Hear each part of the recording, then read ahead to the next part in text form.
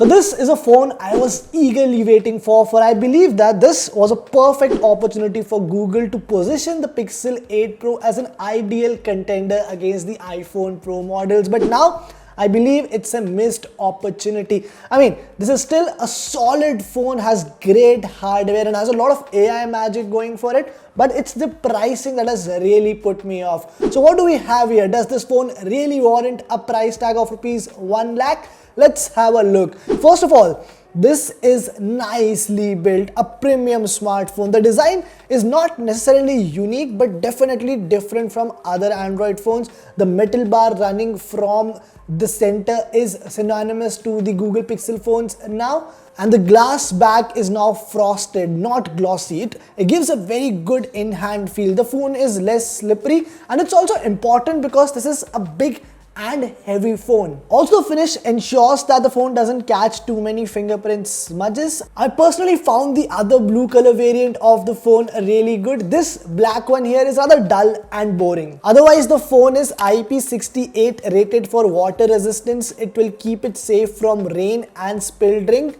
There is also a fingerprint scanner on the display. It works fine and the face unlock is also pretty decent. There isn't much change in terms of the display over the Pixel 7 Pro. Yes, Google has gone with a flat display against the curved panel on the Pixel 7 Pro. I honestly liked that one better, but apart from that, this is still a top-notch panel. This is a 6.7-inch OLED panel. The refresh rate goes from 1 to 120 Hz. There is HDR10 support and the maximum brightness now goes up to 2400 nits. It's a punchy and vibrant display, retains the details well, is very sharp, and I had a great time watching content on it. Even for everyday use, it gets ample bright. Even the audio performance is pretty decent. First, I'll play a sample for you so that you can have a good idea about the speakers.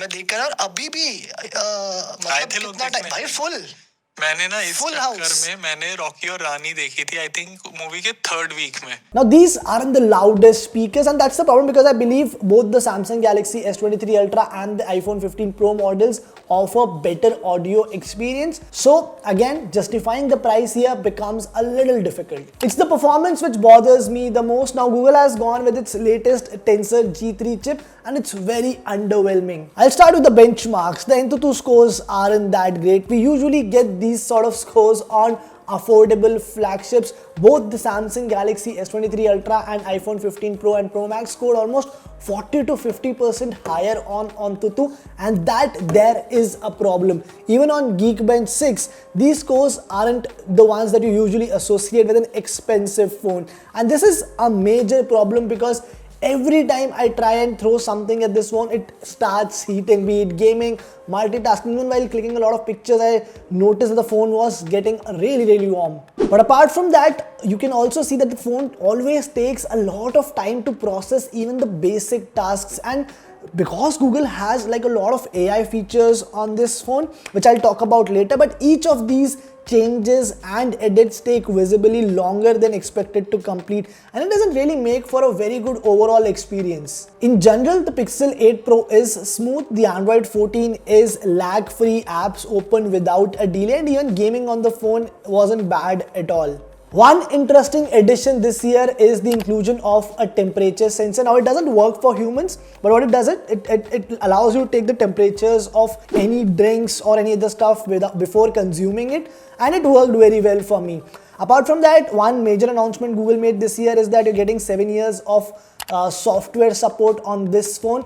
This includes all your OS updates, security updates and other updates, and this means that this phone is ready to use till 2030. This is the longest for any Android phone. Now I still doubt that the hardware will hold up for that long, but anyway, it will, I think, push other OEMs to also sort of give better software support on their phones. Now this is the real story. Just like every year, the Pixel 8 Pro has excellent cameras, both in terms of the hardware use and more importantly, the AI features, the image processing that comes as part of the whole package. Let me start with the camera specifications. The main camera has a 50 megapixel sensor. There is a 48 megapixel ultra wide shooter and another 48 megapixel telephoto sensor with 5x optical zoom. The front front has a 10.5 megapixel selfie camera. Overall, I loved the pictures clicked by the Pixel 8 Pro. The images are bright, vibrant and pin sharp. I like the color reproduction from both the main as well as wide angle camera. Even the facial tones are quite warm. The exposure is great. White balance is maintained so well.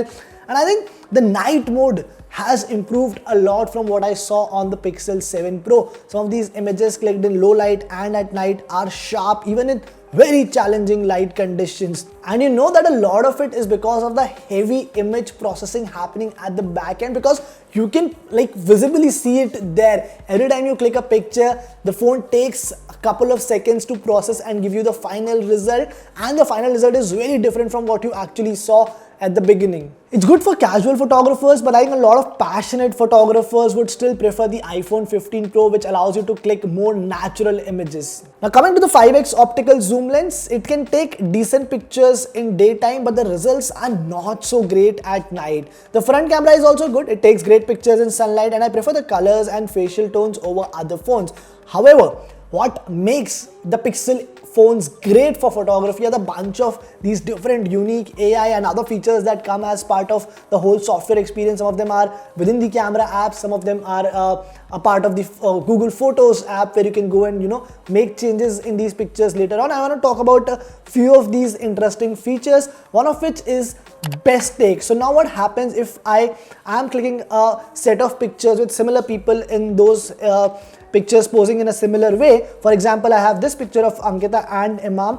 Now what this tool does is basically it identifies their best poses or positions or expressions, and it can actually combine them to make the perfect shot. I'll give you an example here. I'll just open this picture, go to edit, and in tools I have this option of best take, from where you can see if I select any of these in this picture, it will give me different versions of their facial expressions below it. Here you go. So now you can see that it has quickly changed and given me the final image. Now sometimes this works, sometimes it may also look a little weird, but it's a fun feature to have. It's an interesting feature to have. Also, again, you can see here, as I was pointing out earlier, all these changes take a while, like that extra split second to process, and that's where you know that the performance isn't where you would expect it to be. The other feature is Magic Editor, which Google is talking about a lot these days. So to use this, first of all, what you have to understand is you need to back up the picture.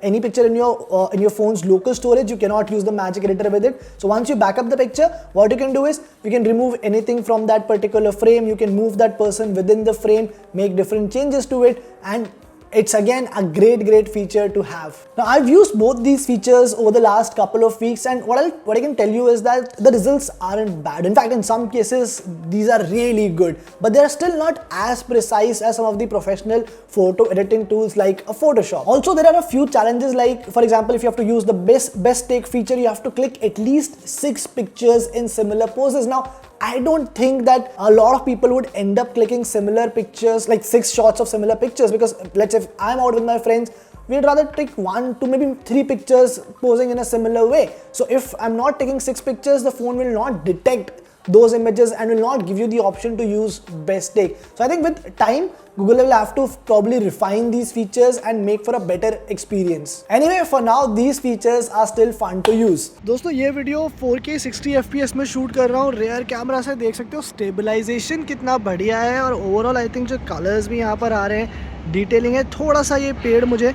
हालांकि smooth लग रहा है, लेकिन overall I think I really like what the camera is doing with the video as well. Change कर लेते हैं, front camera दिखा देता हूँ. और इधर भी गेम वैसा ही है, एकदम शार्प यहाँ पर जो है picture quality. And I like जो फेशियल टोन्स है पिक्सल 8 प्रो की, बिकॉज जो दूसरे कैमराज है वो अक्सर बहुत स्मूथ कर देते हैं, बट यहाँ पर एक बहुत ही वार्म फेशियल टोन आ रहा है मेरा, जो मुझे काफ़ी सही लग रहा है.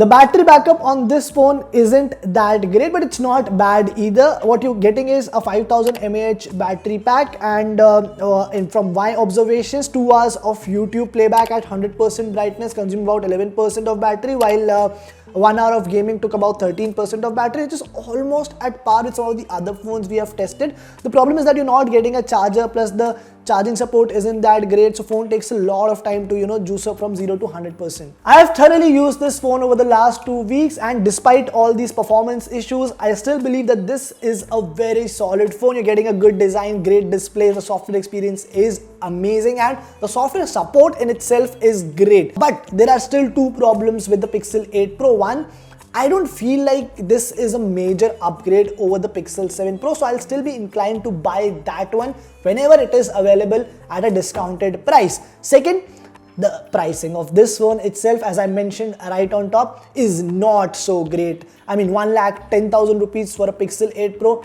I'm not sure if I can convince people to spend that sort of money on this phone. So what I'll do is, if I still want to buy this particular phone, I'll wait because going by Google's history, the prices usually come down, or you can at least get a discount or an offer which will bring this down to at least some sort of a sensible range. But because this is still a very good phone, I find it very, very interesting to use. The rating for this phone is a solid 8 out of 10. You let me know what you think about this phone, what do you think about its pricing. If there's any other video you want to see with the Pixel 8 Pro, let us know in the comments. We'll do that as well.